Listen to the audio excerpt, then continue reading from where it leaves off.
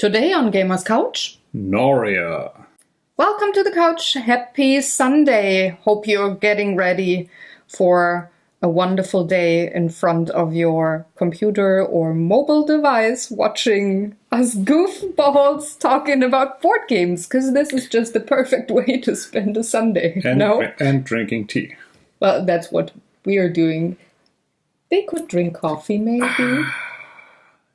Tea. This show is not sponsored by tea. I'm sorry, but we could pretend. You can pretend while I tell the folks. Shall I? Okay. So, welcome to this wonderful, goofy, but still very informative kind of a video podcast about board games.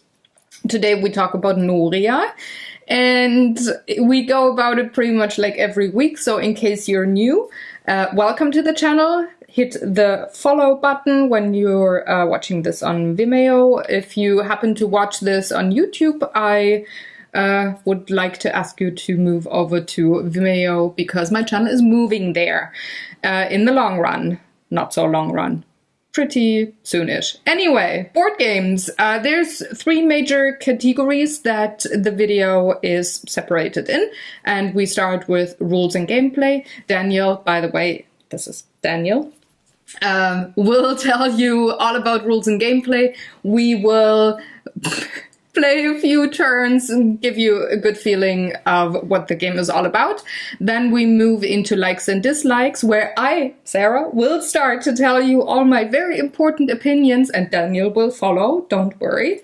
And then we will have a thumb rating, and then we will go into the final category, which is funny stories and experiences, and we tell you what happened at the table while we were playing this game.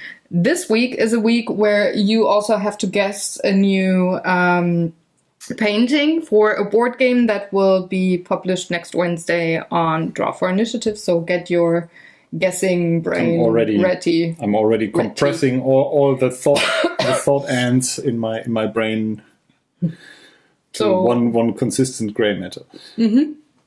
Wonderful. It's not a lovely picture though. It's kind of squishy and makes weird noises, at least in my mind. Anyway, let's get going. Let's start with rules and gameplay. Okay. Welcome to Noria, a game by a designer called Sophia Wagner, and gorgeous artwork by Michael Menzel, which you may know from other games we've talked about, like Andor, and I think Pillars of the Earth also was Yeah. So Noria plays in a future because they have airships, but it has a slightly steampunk feeling without actually being steampunk. It's a fantasy world. Actually, it reminds me of the Golden Compass. Anyhow, let's get started. So this game isn't quite trading in the Mediterranean. It's like trading in the Mediterranean because there's ships flying around. This game is it's a little bit strange for me to categorize. You will buy actions and you will execute actions, which happen to be have to do with these wheels that we have in front of us. And you have some influence on which action happens when, but you kind of have to decide upon what comes up, what you want to choose from there. It'll make a lot more sense once I get you through how the game plays. The objective of the game is, as any good board game ever conceived, victory points. Even slightly steampunk future has victory points. So this game does that too, and it employs a nice mechanic that I've seen with games like Taverna, where you also influence how much something is worth due to the course of the game. So you can't really say, well, I'm going for that resource and that'll be worth a lot of points at the end of the game. It's more of a game where like the game evolves and you'll see what is worth the most. Anyhow, I am, because I'm going to win. No. Looking at the board, we have these 4 tracks here, and these correspond with our base resource as well as advanced resources, which can be crafted from the base resource. All of these can be worth victory points at the end of the game. That's what these tracks with the gray cubes are here. But at the beginning of the game, they are all worth nothing. There's ways to move these cubes down and therefore increase the value of each of these tracks, and our little player guys can move on here. Actually, if you're playing the base game and starting out, the first thing you do, even before playing the game, is to choose to get one free step on the ladder, so to speak, where you want to go. So, for example, I could pick one of my guys and say, I think I want to go here, and start on this track, which is still worth 1 point. Where do you want to go? To the green. Okay, the green and the red. Yes. Each of these tracks can only have one of our tracker markers, ambassadors, whatever you want to call them, on there.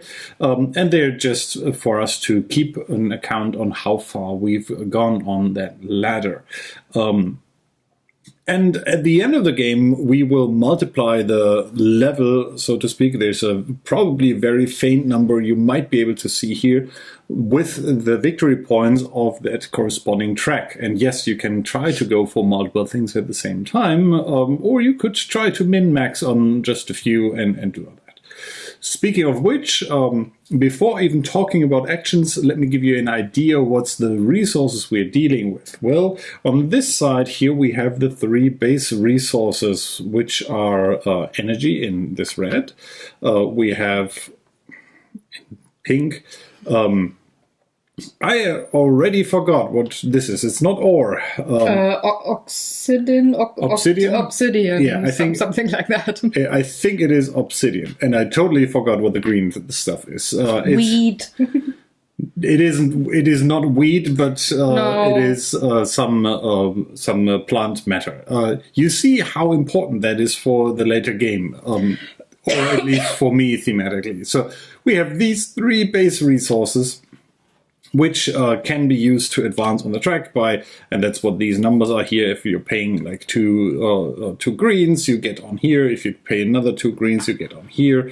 On this one, you have to pay 3, but they have or must not be the same. The same on this track here, but only with black stuff. More interestingly are these 2 tracks, because these are like advanced goods which you will be able to obtain throughout the game.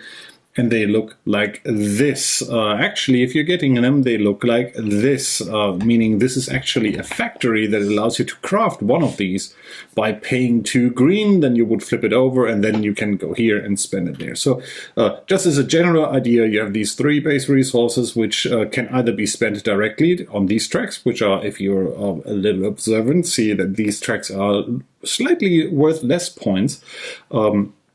Or you're going for the high value tracks with either these resources here, which are worth quite a lot, or even these 2 here, which are more difficult to craft because they need more resources, but might be worth more points at the end of the game, all depending on how this evolves.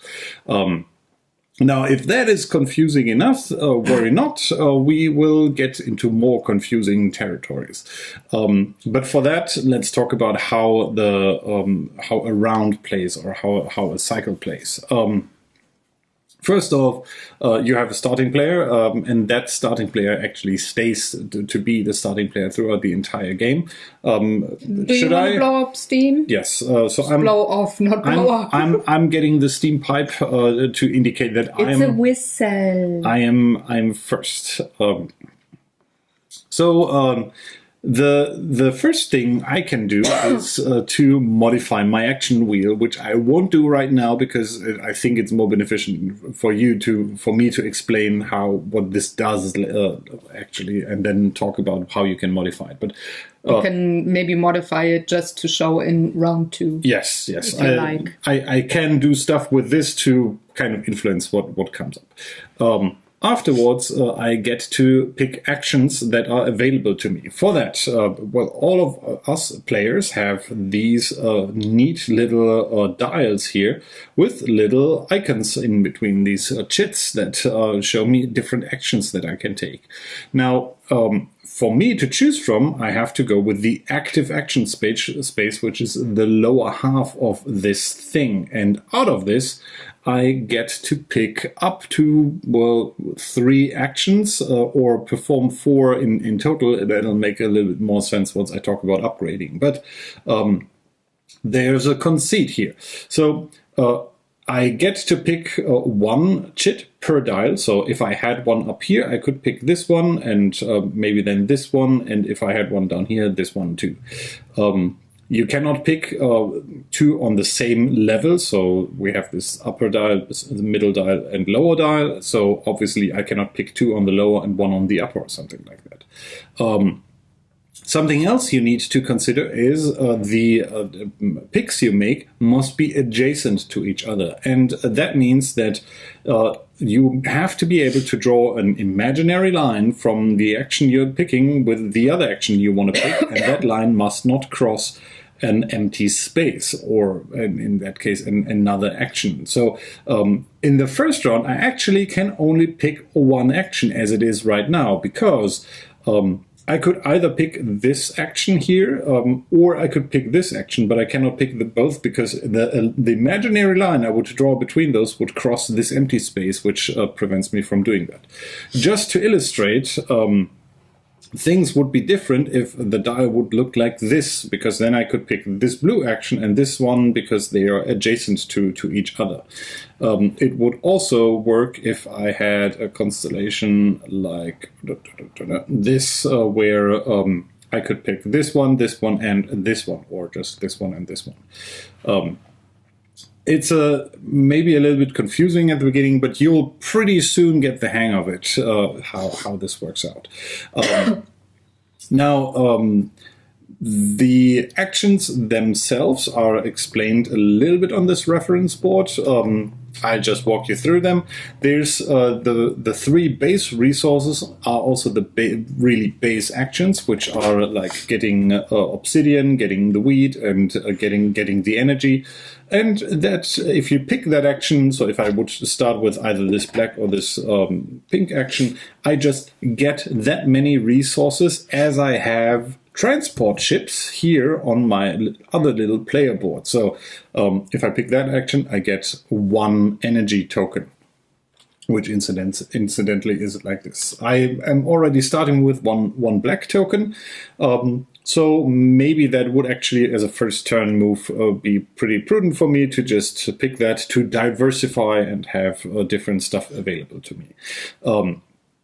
Now, afterwards, I get to influence. Actually, I missed a small step. At the very beginning, I had to remove this thing here, and that comes into play now, because now I get to politicize, because those gray cubes, you might have guessed it, are politicians, because they are always gray cubes that are sitting high up and then getting thrown away. So after I picked all my actions and ran through them, I get to influence the politicians by, if I want to, spending this other resource, which is called knowledge and represented by these little gears. I have to spend as many gears as are revealed on this tracker. So you get to see this gets obviously more expensive the longer the game goes on.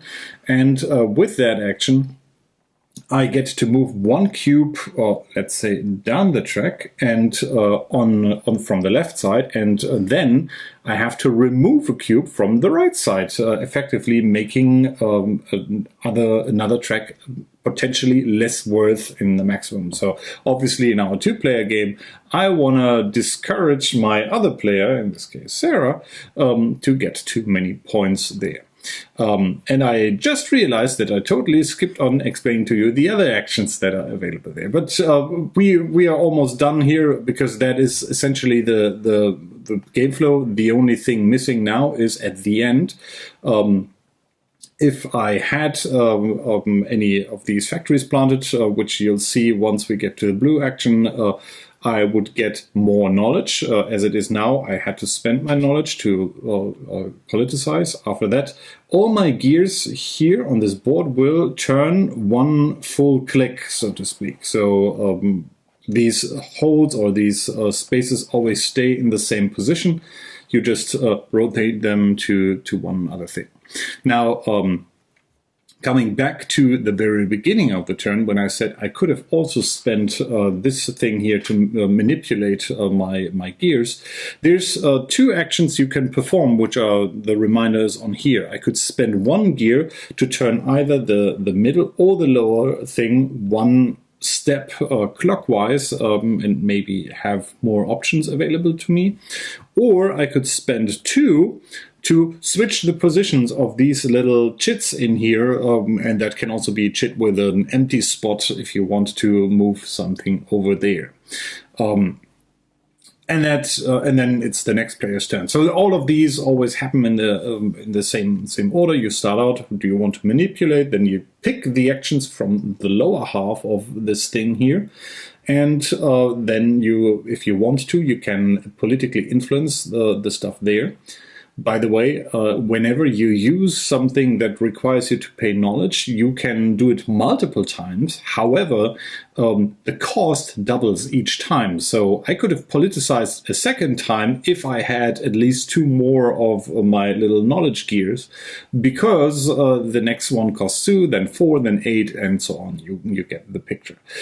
Then rotate all of them one click clockwise and try to think up what you want to do next turn. While the other player plays, and I want to get a green one, please, because I need to have some green. Then I'm also going to do some politics. Okay. Of course, the gray cube on my track will go down. Will go down. And I'm going to have some revenge on your track. And then I'm also going to turn to get the clouds a little closer. Okay, so now we can start maybe talking about the other actions that are on here, also because they are now starting to become available on my board. Since I'm the starting player, this time I'm not forgetting that I have to remove this thing here. By the way, this 10x are just additional tokens you can use if you ever run out of your resources, and you can just put them on there. So now, on looking at my dial, I have the choice again. I could either take the green action, and that's pretty much it, because the other two I cannot reach without crossing an empty space in this case. Or I could decide to take the brown action and this black action, which is obviously more helpful. Black, I also said, the black just gives me 1 per ship I have, so I would get 1 of these. And yes, you get to decide in which order you want to execute these action chits, so to speak. Now things are getting a little bit more interesting, because the other 3 chits on the board here, which are not these base resources, are a little bit more complicated, because they actually allow you to do 2 different things, and you have to decide what you want to do. This brown city action allows me to either purchase a new chit for my wheels. You can see there's a marketplace over here. The base resources costs nothing, so if I want to pick up one of those, I can just grab it. If I want to pick up one of these higher value ones, I have to pay, and the cost is down here. This is something you would obviously or optimally try to randomize in later games to make things a little bit more interesting. But for example, I could use my city action now to pay to either buy another city action, a cloud action, or even an upgrade action, and I'll tell you what they do in a minute. The second thing, or the other thing I can do, and yes, you have to decide one or the other, is to send one of my guys up on these influencing tracks. So I have to actually use this action, then pay whatever is on the next level to get to the next level. I, for example, have 2 of these obsidian things, so I could, if I wanted to, move one of my guys to this first spot here, and by spending the 2 obsidian. That would be the other thing. Yes. Talking about the other actions. So you now know the base actions, the city action, and there's 2 major other ones still missing. the little blue cloud here is an action that allows you to explore an island. We have kind of almost in exile these two guys here. These are used to move to islands, and islands are at the beginning of the game hidden unless you're playing the expert variant. And if you're using that cloud icon, you would reveal an island if you didn't have to yet, and that also allows you to move from island to island. I think we should just do that and just to show what the islands look like. Yeah, or they're one click away for me. You can quickly do your turn, I do my turn, and we actually play the island. Okay, so I'll just do this, spending two black to move me. That was my city action. Now I don't have any knowledge, so I can't do any influence. Thank God. My upper guys are moving, and actually I can also do the cloud action next time. So I'm gonna spend my city action to get one of the... Can you make the green? I'm so short. So when you purchase a new one, it gets placed on top of here because... right now it's not as important, but you're not allowed to drop it into the wheel and use it immediately. You kind of put it aside and add it to the wheel after turns have been made. And I get a pinky winky. Thank you.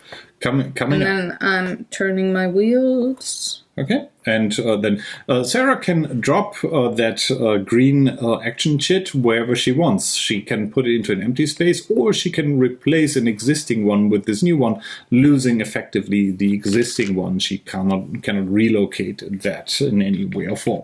Since it's my turn again and I'm the start player. But I have to put it in the upper part, right? Did I remember it? No? No? Oh, then I'm going to put it here and then I can use it next. And that is actually not a bad move, getting something into their thing that triggers like every second turn. So now my turn again. I still don't have any knowledge, and you might wonder, well, how do you actually get knowledge? You haven't seen any ways so far. Well, there's two ways, and one will be explained once we get to the cloud action. The other one I can just throw in because it's something you can do anytime when it's your turn. You can trade stuff. In this case, you can trade one of the simpler goods and get two of these knowledge tokens, or you can expend one of the more expensive gold wares for 3. And alternatively, you can spend 3 tokens for one of a base resource, which seems kind of expensive, but there are actually points in the game where you will consider doing that. My turn now. I could take the green action first, but there's in a strategic thought I'm having, so I'm doing the cloud action first. So I'm revealing the first island, which is this thing here.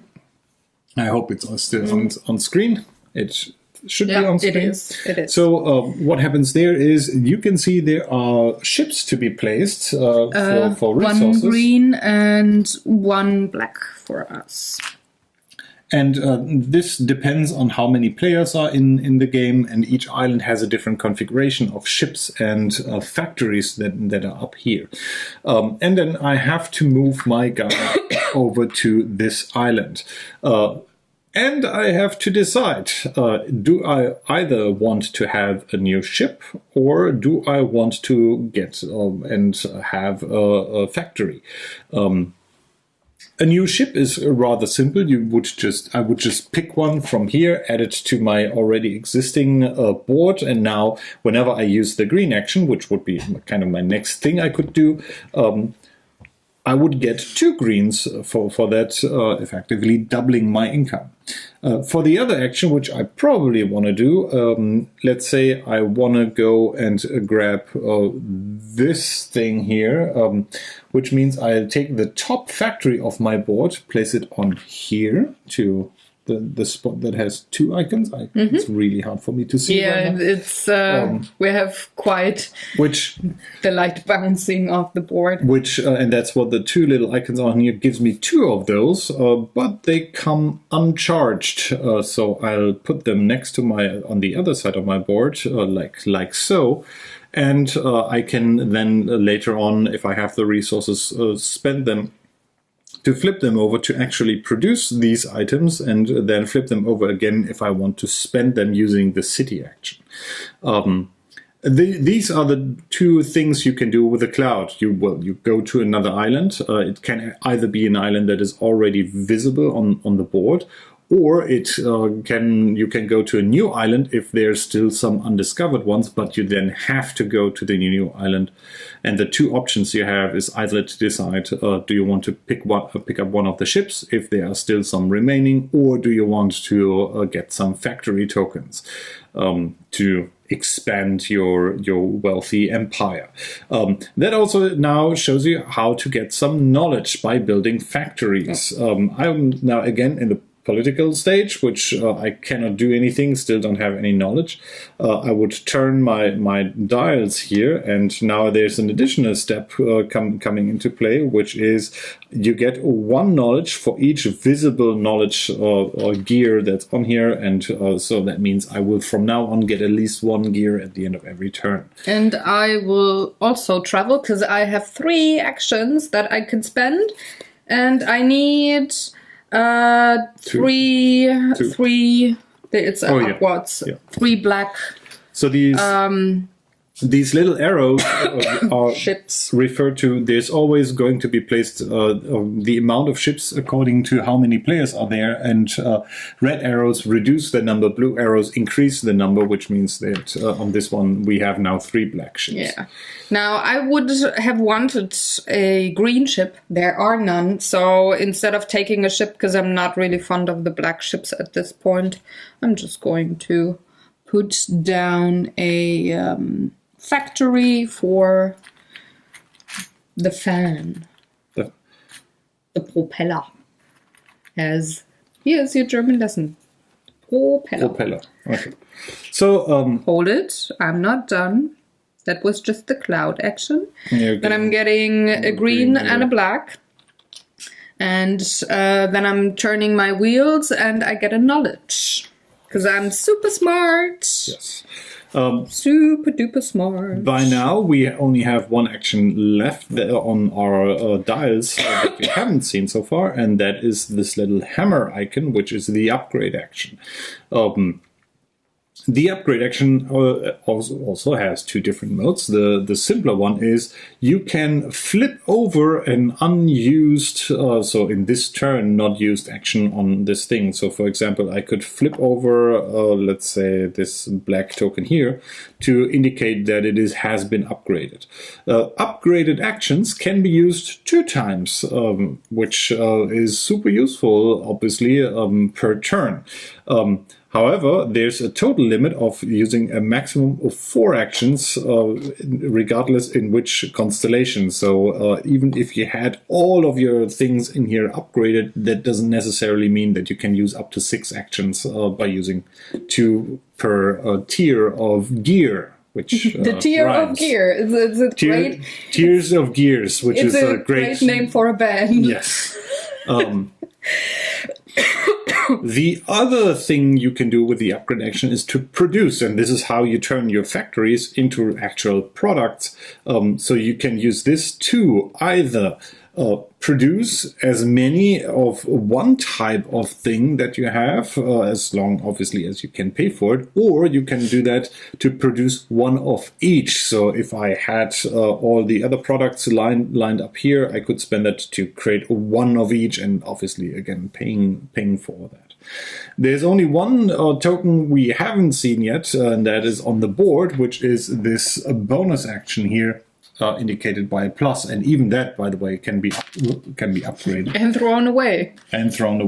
That's the upgrade of the upgrade. The bonus action is on here, and it is rather simple. It just allows you to name another action this turn, and you either get to use that one more time, or if it is upgraded 2 more times, or in the upgrade state you can also split that and say I want from this one more and from this one more. The interesting part about that is that the bonus action itself doesn't count as an action. So if you pick that up, you could pick another kind of already upgraded action and perform the very same action up to 4 times without the bonus action counting as one of those 4 maximum actions that you can do. Well, I mean, you've seen all the mechanics that are within this game. It's a little bit, it takes, I think, 2 or 3 rounds to get into that. I think the thing that is a little bit difficult to grasp at the beginning is how to determine which actions you can actually choose. That it has to be the lower half, and the adjacent rule is a little bit confusing maybe at the beginning, but you really grow into that quite rather quickly. The other thing, and I think I actually forgot to do that, maybe not, is you haven't done your turn yet, so number 4 is not gone yet. To remember to remove the turn tokens on the starting player. So actually, you really should take this as a hint, the pipe to be the one who removes the thing at the beginning of his turn. And the game will progress as such. You will upgrade your action space by either getting new stuff or by upgrading that in terms of being able to use more of them, or you are directly upgrading how many resources you're getting by getting more ships, or you're going for the factories to be able to produce a lot of stuff and do some nice things. All ultimately to push your guys up here using the city action, and then at the very end of the game, looking at how far is your guy on the track, multiply that with the score that is below. I've only skipped 3 things, which I immediately will go over. There's one of you have to pay for other players being in your way kind of thing, which affects the island action and the city action by going forward, which is also indicated here on the board. If you have, so let's say I want to also move on to this track that is already occupied by another player, and the other player is in front of me on that track. This means I have to pay an additional basic resource of my choice to move on there. So it is essentially always more expensive to chase someone rather than trying to get ahead on an unused track or doing something like that. Then again, if you are able to overtake that person, the other one needs to start paying extra if you're able to. And luckily, you only have to pay once. So if you're playing with 3 or 4 players and have multiple players in front of you, you just pay 1 resource as long as there's another player in front of you. To catch up, you don't have to pay for each player, and you don't pay the player, you just have to spend an additional basic resource to the bank to get forward. A similar thing happens with the islands. It means if you are going to an island that is already occupied by at least another player, you have to spend a basic resource to go there and to use whatever is left on that thing. And the other 2 things I skipped are these 2 types on how to get victory points, which are actually not tied to the 4 main tracks. These are this is a multiplier for the guy you have in the highest spot. So if mine was up here, this would be worth 7 multiplied with whatever is set down here points, whereas the other one gets you points for your lowest, and sadly just 1, not all of them, but for your lowest guy. And very unfortunately, this starting cave here is considered the number 0 spot. So if you don't move all of your guys out here, this thing will be worth nothing at all. I think it's called the track of diversification, because that kind of hints at you want to go everywhere. But in this setup, this would be worth 1, because this guy is my lowest, multiplied with whatever is down there. Then add up all these scores and congratulate me, because I won the game. Even if they're not playing with you? Yes. Okay. If you're so you're always there in spirit. If you're at home and you found out who has the highest score, just thank me for winning, and send your regards. I appreciate it. This is something that gets noticed. Just saying. Please don't. Oh. Don't. Don't send anything to him saying. Imagine I think your Facebook or Twitter would just blow up. Congratulations. I mean, I would giggle, but please don't. I would never hear the end of it. Can you say H and such, please? So Noria is a game for 2 to 4 players, and the box says it'll take 70 to 120 minutes, and you have to be at least, 12 years or older to grasp the concept of gears turning and action selection. I think most of them are true. Actually, I have to say this game can be played surprisingly quick in a 2-player setup if both are not too analysis paralysis prone. But if you know what you're doing, we were really quick. We were 35-40 minutes for the two of us. Yes, but we're not overthinking our actions. We just there was hardly any downtime there, but that is for later in the video. Yeah, but you can imagine, and I think we are in likes and moving dislikes. into likes and dislikes. You can imagine that there's a lot of potential if you have someone who's not kind of easily committing to choices, because you have to decide where goes the little action on my wheel. Then you also have to decide, do you want to spend this to turn the wheel? Then the nature of having this action wheel is a little bit harder to grasp, not because it's terribly complicated, but I think it is just a not as usual representation of actions that you might be used to from other games. Which I think is fine, because things like this kind of level the playing field if you're playing with people who are really good at these things, and this kind of throws you off, and you have to go with it, because the pre-planning is a little bit. I mean, maybe it's me, but the fact that all 3 dials turn at a different kind of angle rate, which is not that difficult if you think about it, because this one always rotates 180 degrees, this one 90, and this one I think 60.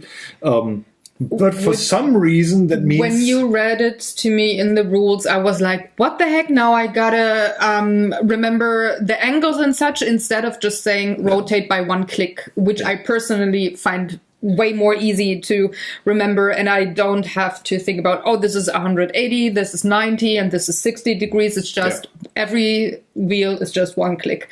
Which, again, it might be me, because, well, it might be me. And you might look at this and immediately say, well, isn't the wheelie thing then a gimmick, and the rest of the game is just your standard kind of Euro game where you are just gathering resources and making them in more valuable resources, and then making them in more valuable victory points. And yes, it is that kind of game. But I think, at least for me, all of these things come together and form a quite unique experience in terms of what actions you have available, the possibility to alter your wheel, the different things you might focus on. And this is something I really like about this, that you have really multiple opportunities, not just talking about what 4 tracks you want to focus on, but do you want to go for a lot of actions on your wheel that let you repeat certain things multiple times, and therefore granting you more of those resources? So, for example, I could go all in on these red ones and put them on here to generate a ton of these. This is red. Yes. This is pink. A ton of these energy tokens, or I could focus on the clouds and then try to scour all the ships that increase my kind of tile generation by adding more stuff on here. Or I could try to pick up all those factories, not only to be able to craft a lot of stuff with these factories, but also to uncover more of my knowledge tokens.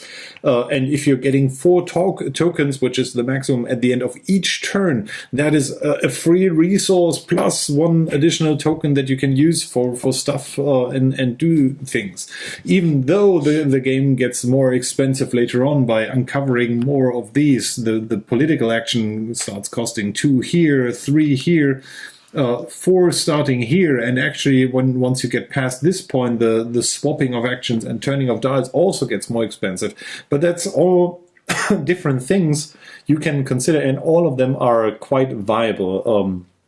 You could go in and grab one of these little upgrade things and start upgrading your already existing tokens and use them twice, which is super powerful. Or you could say, you know what, I'm more interested of getting one of these bonus things, putting them maybe up here so I can use them quite often, and use that instead of upgrading my guys here and use that flexible. So that's a very neat thing about this game, that you have, for one, the how a lot of choices on how you want to get there, and on the other hand, you have a lot of choices of what you want to do then. And as I said prior, this game is highly dynamic in regards to these point values. Victory point values are going to be very dynamic because people will mess around with that. They will spend their knowledge to influence these tracks, and in theory, those are like prestigious projects, and you have politicians that you're bribing to make one more prestigious than the other.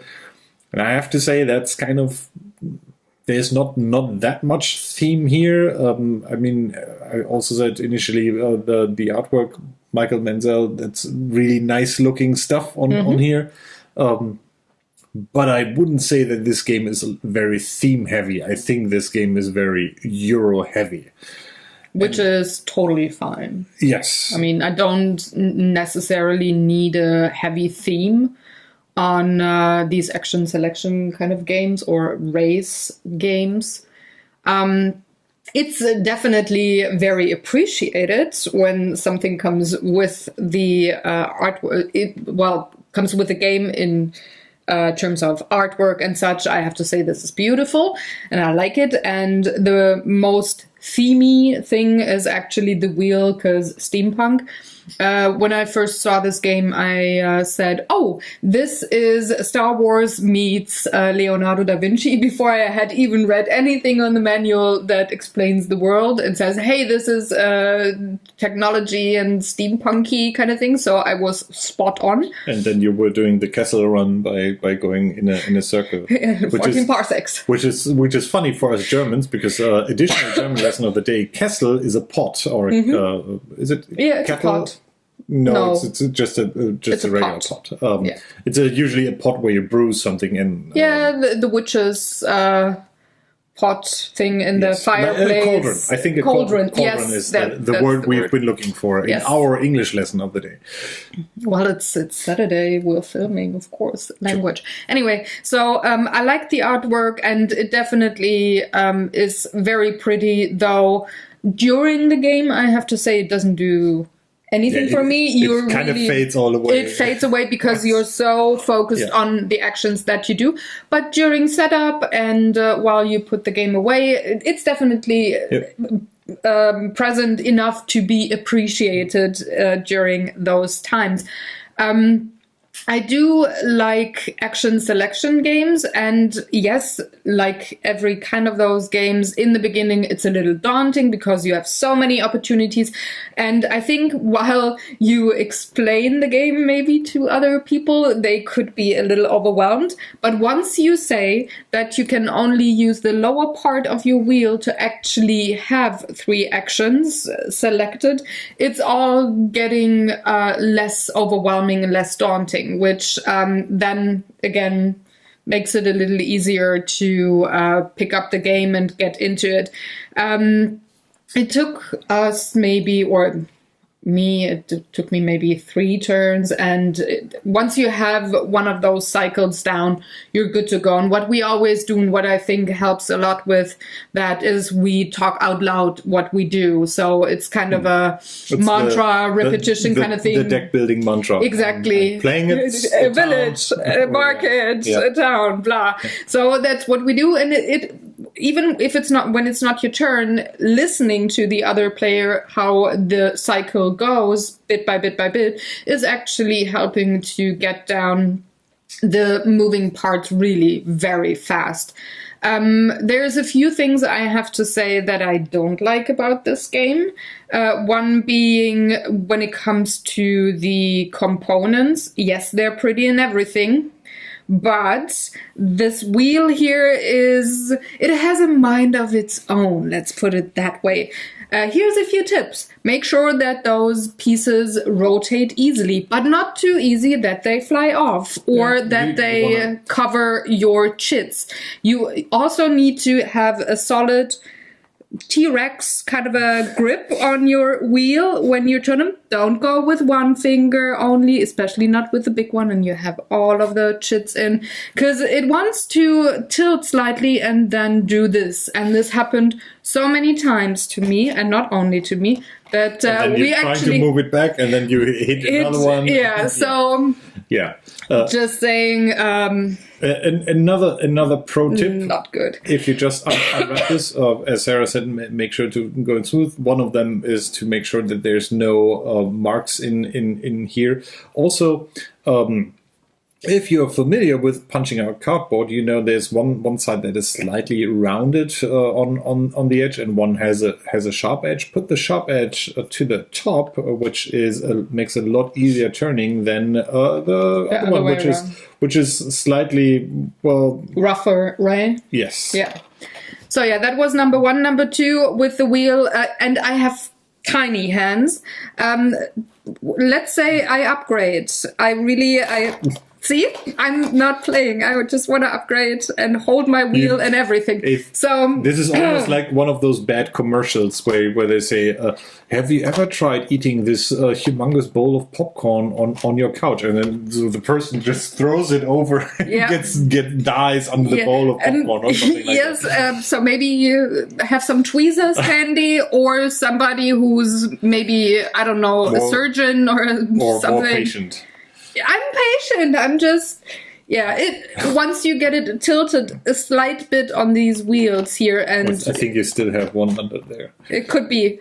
Yeah, I think I'm missing the upgrade. But anyway, so you see my point. I'm not very fond of that. Again, you have to move really slow and get the T-Rex kind of fingers ready to move your wheel, and you should be okay-ish. Another thing is, this is quite the aggressive game, because you're taking away things, which is fine-ish. For me, I'm not a huge fan of very aggressive games. I like to play them once in a while with the right kind of people. However, the politician thing actually pushes it over the edge for me, because you could technically team up, and since you have to pay an extra resource once you have to chase somebody at a track, you're actually double punished there. So people could team up to take away the gray cubes on your track, and you're still hustling and trying to get maybe another of those tokens out on another track. It takes you a couple of turns to have everything done there. So meanwhile, people could be on the other tracks. Also, when you start the beginner's game with more than 2 people, you will have 1 person on each track. So you definitely have to pay an extra resource. And once you get to the other tracks, you have to. They're probably not on spot number 1, but a little higher, and then you have to pay and pay and pay and pay, and that's kind of a double punishment. Again, if you have the right kind of people to play with, you would definitely not be able to team up against a player. But even with us not teaming up against players, it is very aggressive on how you screw over any kind of strategy and such for players by just removing certain tokens, certain politicians there. And then you have to, of course, switch to another strategy, and it takes you 3 turns to be there. And when you look at the track here, then it's really expensive to do things and you're just hindered. And that is a kind of aggressiveness that I'm not really fond of. I mean, I'm fine with the ship stealing and such, totally cool. But if you can see that you're screwed over in turn number 4, I'm only having so much fun. I would have agreed with that after the first 2 plays or so. I think I changed my mind on that, and I don't think it is as aggressive. However, this game punishes you for having a strategy at the beginning and kind of doubling down on that no matter what. This is a game where you have to play the board, and it is actually I found advantageous not to go first to chase something, but to kind of more focus on the resource generation engine, and then use that to overtake whatever is the thing that is going to be true, but still, you can be screwed with the politicians. I'm going to talk about that in the experiences from our last game. I mean, where it is just a little too much for me. Whereas, I understand that you get disrupted. In 15 rounds, you get disrupted 7 times. Mm-hmm. And if your co-players are really sucky, you get disrupted every time. This is not fun. 3 times is fun. But that's what I mean. Anything more is not fun. And by you only get disrupted. No, but you have to change your strategy again and again and again. And it kind of feels like, okay, I'm just playing a couple of turns here. Let's see when he disrupts that. So I'm not. I have the feeling that after the first 4 to 5 turns, it becomes kind of obvious what resources are going to be the high value. True, ones. But still, the other players then can screw you over and screw you out of getting those things to the point. Remember the ship thing from 2 plays ago? Yeah. So it is just a little too much for my taste, too aggressive. That's what I just meant with you can, instead of going for the ships, you could upgrade your actions. And those are which I did still. Generally more available on that front. But anyway, it's just a tad too aggressive for me, so... Yeah, it's not going to be my favorite game. Yeah, I'm also I can understand where you're coming from, but I'm still wrong. Yes, I disagree in terms that I think this is one of for most Euro games. I really like to think of something at the beginning of the game where it's like, I think this time I want to try this strategy or that strategy, and this also works with this here. But then you're forced to control the politicians if you want to do that. However, that is probably not enjoyable or sets you up for frustration if that doesn't work out, if someone is kind of doing the same thing and not in the direction you want to have, or has more knowledge, or has more luck of getting the stuff that you want first. But it is actually, I think, not that bad for someone to be kind of not the first player, for example, because they can see how, let's say, the board develops in terms of politicians and then react to that rather than kind of coming up front with something like that.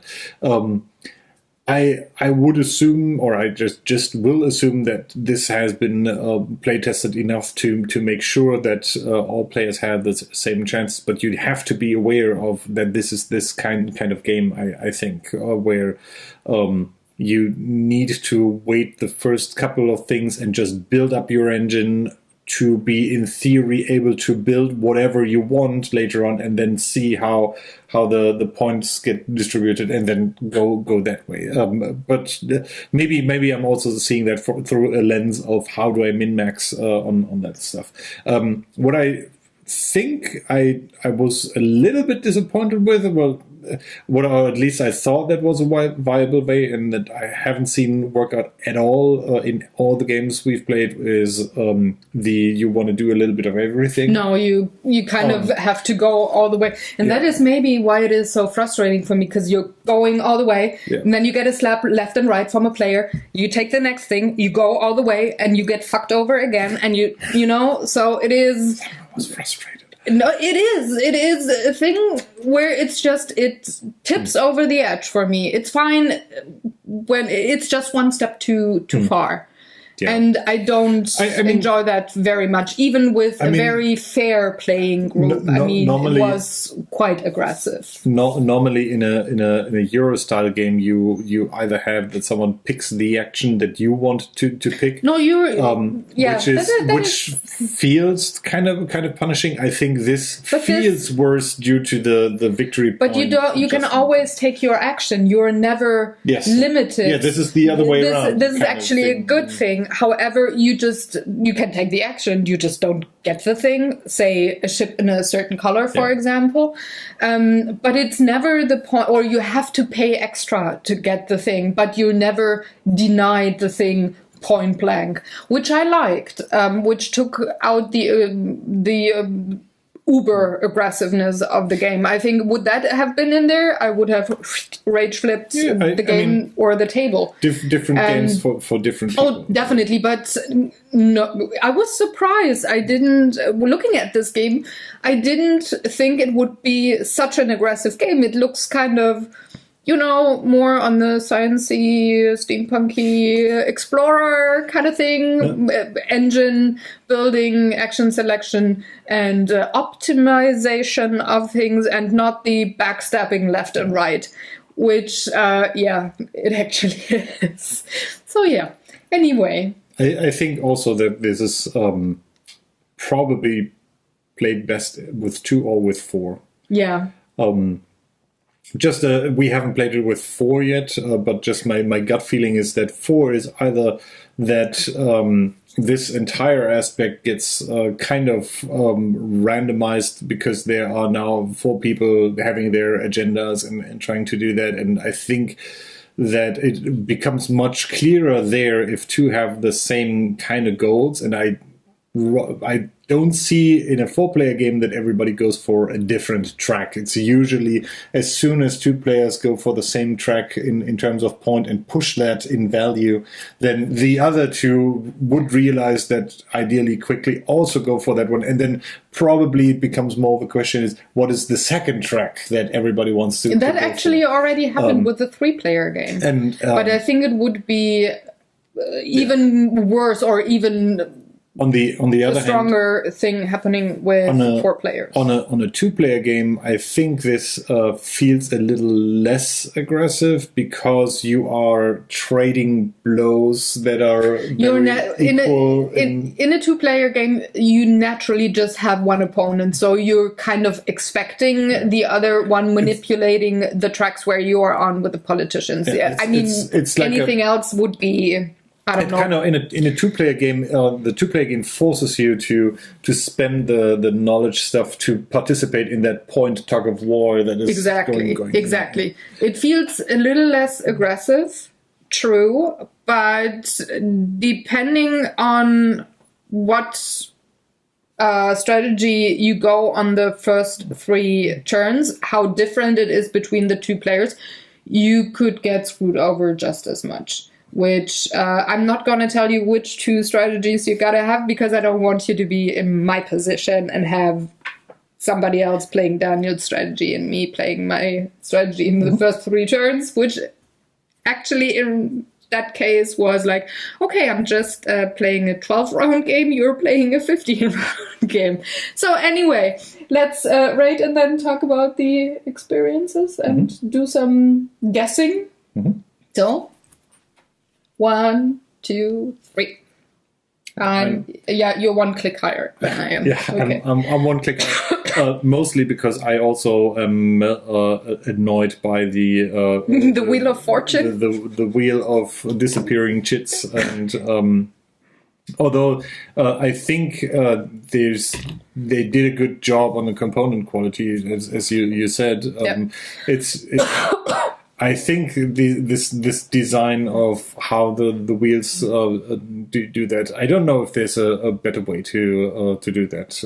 Maybe if these were kind of twice the height, like two chits glued together or something like that, to avoid doing that. I don't know but it is annoying if that happens, because that is a grinding halt, no pun intended, to what's oh, come on, the pun was intended. Because then not only it doesn't stop the game with everybody feeling pity for the poor sod who has to reassemble everything, but then also was it really in that orientation? Yeah, you have to remember at which particular slot one thing was. And it's the equivalent of I don't want to play memory. Doing this on the table and everything flying. Doing the Anne Wheaton. Yes.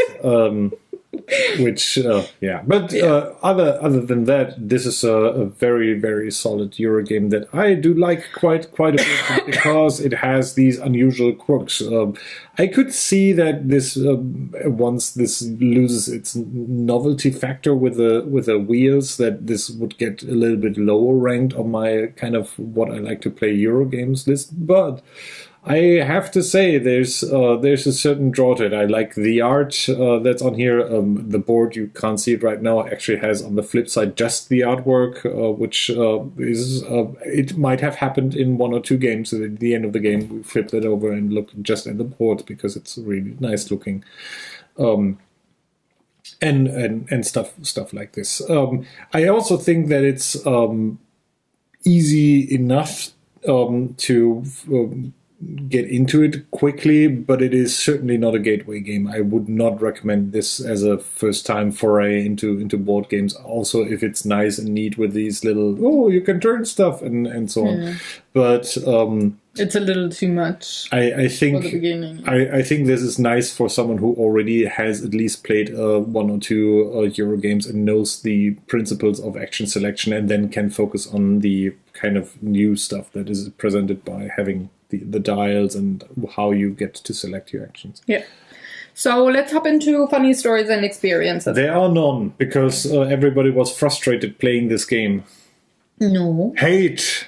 No. Adversaryship, whatever the word is. Competition. Knife fight in a dark alley kind of game this is. No, we're up in the sky. True. There's no alley there. I think no.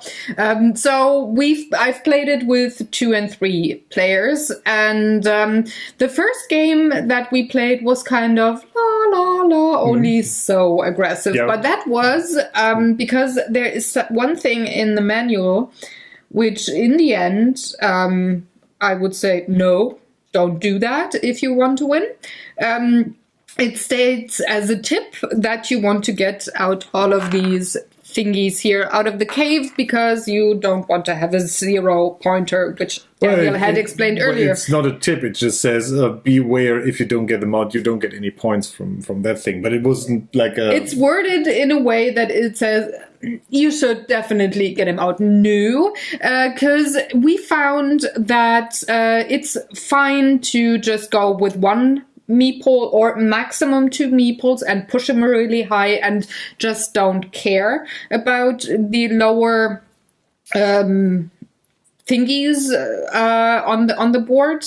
That was a great sentence. Mm-hmm. Jesus Christ, I'm right back of the box quote kind of thing. Yeah. It's the thingies and the wheels and then board. Can you print a poster? A winner is you. Victory points. Yeah. It could be a perfect motivational poster kind of a thing, or a stitch on a pillow. I don't know. Oh gosh, sorry guys. So it is actually. It is perfect to focus on 1 or 2 things. That also includes the city tracks. And It actually saves you quite a lot of actions or resources to not care about all of the meeples. Now, the second game that we had, we had Phil at the table. Phil is a phenomenon of a board gamer. Whenever he's in the house, he's usually winning, which is 99.9%. Now, on that particular night, he was standing in the doorway, like this, ready to sit down at the table and saying, I want to win today. Really being the Hulk of the board games, Smash, right?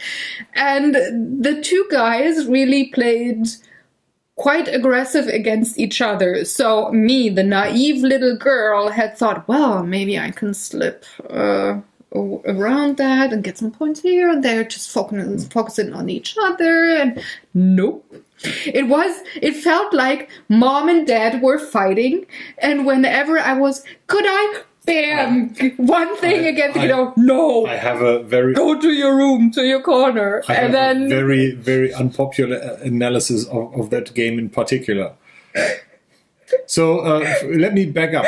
When we two... It was really fun, but it was like, damn, not even then I can sneak around there. When we two play, it is usually not as aggressive, especially if we're learning a game. And like, for example, the first game we played, we were so not aggressive. We also made some mistakes in how points are. So that is kind of more the, hey, let's see what happens if I explore this, instead of...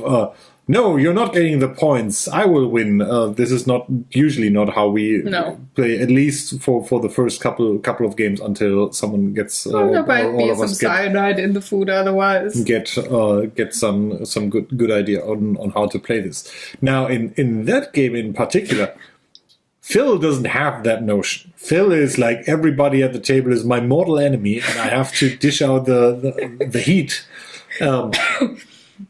Now, the thing I knew was that Sarah is usually a little hesitant when it comes to stepping on other people's toes. It's not, no, I step, but I don't grind down. It happens, but she's not like, and now you are. And in that kind of setup, you need to be able to see, okay, who's set up the best, which is actually quite difficult in this game to tell. Even though you can actually quite easily read the score that is there, you almost, I feel like an economist, because you have to kind of value how good is that action thing that the other one is running? How much stuff are they producing? And that is, by the way, something Phil was doing. He had a ton of these ships and was just cranking out resources, like base resources, like nothing. He had pretty much all the knowledge. When you said, oh, well, it's quite hard to follow someone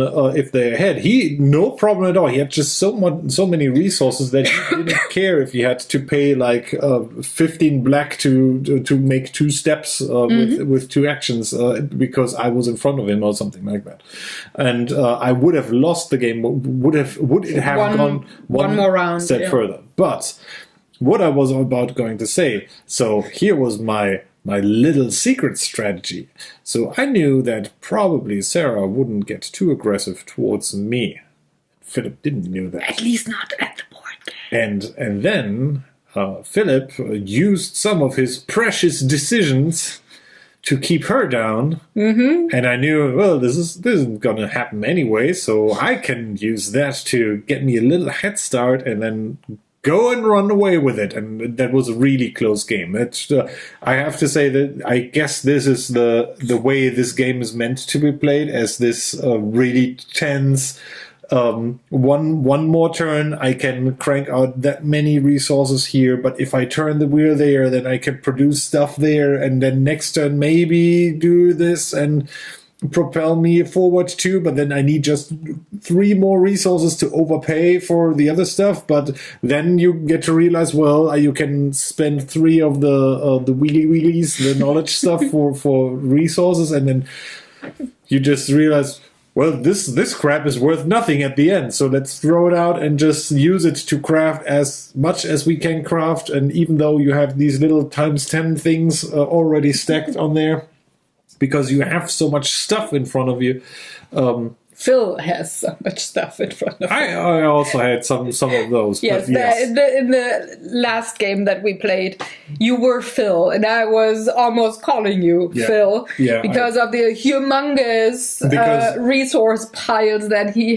had. Yeah, but that's what I meant in the likes and dislikes. That this is true. It feels to me like this is more a game of you play in reaction to what the other players are doing and kind of keep yourself in a position. So, and in the last game, it was, of course, aggressive because, well, 2 players, but it was way more I poke you and I poke you back even harder. Mm-hmm. And then you poke me again because you're simply, I don't know what, and then I'm poking back even harder. I don't want to use the bad word. So it is really just retaliation. That game would have also been able to called retaliation instead of Noria. Maybe. But in the last game, it actually, at one point you were so busy with your crafting of things to move ahead on the really expensive track that I had the chance to move on my track quite a bit. You kind of left me alone for like 2 or 3 turns and didn't disrupt anything, and then I could actually move forward. But on that particular game, in the beginning, I had one of the meeples out, and what does he do? He has so much knowledge that there was 1 cube left of the politicians. That's 2 points. Thank you, on a not so expensive track, and he takes all the other politicians away, and that's just like, thank you for doing that. Yeah, Great. Although I have to say, what I liked about that last game was it played so fast. First of all, yes, it played so fast, and also when I said this game has like different ways you can do, that was a game where I was neither going for the upgrading the stuff nor the bonus stuff, but instead had a really underdeveloped set of wheels here and started spending the knowledge to give me that extra turn to kind of, even though there were like 3 empty spots still in my outer ring, but once you would get to the point where you could almost not select anything, you just spend one of these and just get the next one into reach. And I really like how you have like different ways to what I did and what I actually found worked rather well if you're left alone for 2 or 3 turns is I had city tiles on the top. One was upgraded, one was normal, and all the other empty spots I filled with basic resources, mainly green and like a pink. Big farmer's wheel. And I was just getting basic resources, and every turn I had at least 1 city action, so I could push my guy up to the top on the pink and green track there, and it worked really well. I just had a few points less because I would have needed 1 or 2 more turns to go on my second track to get the factories for the wings and such, and the compass. I needed 1 or 2 more turns. It is certainly a race on different fronts, because it is quite easy actually to get to the top on these base resource tracks. But if you want to do that, or if you are committing to that, then you will have a deficit when it turns out that these tracks are going forward. Not only because you have spent the resources here, but because other people have spent actions to acquiring those and turning around the islands and getting that.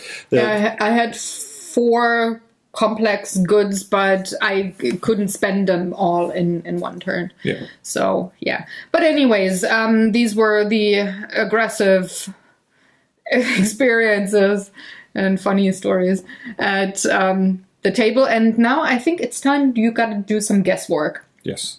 So, the game that is to be painted is another... board game. Yes, heavy Euro game. And in terms of weight or in terms of difficulty? Both. It is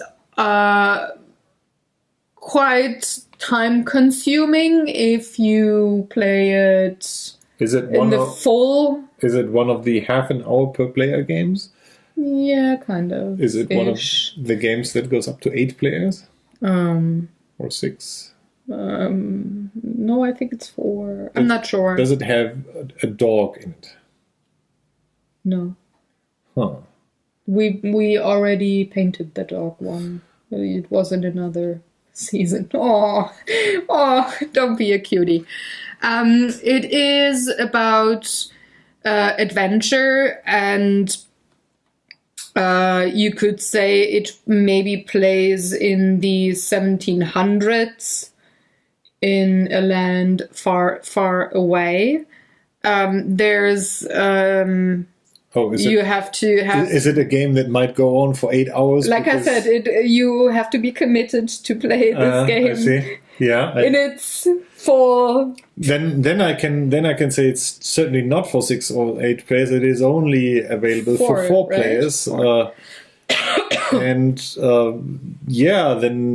the game can be played once, twice, 3 or 4 times. If you want to go all the 4 times to get the full experience, that might go up to an 8-hour game or something like that, which is a very long it's a work production day. chain for converting little pieces like wood and clay.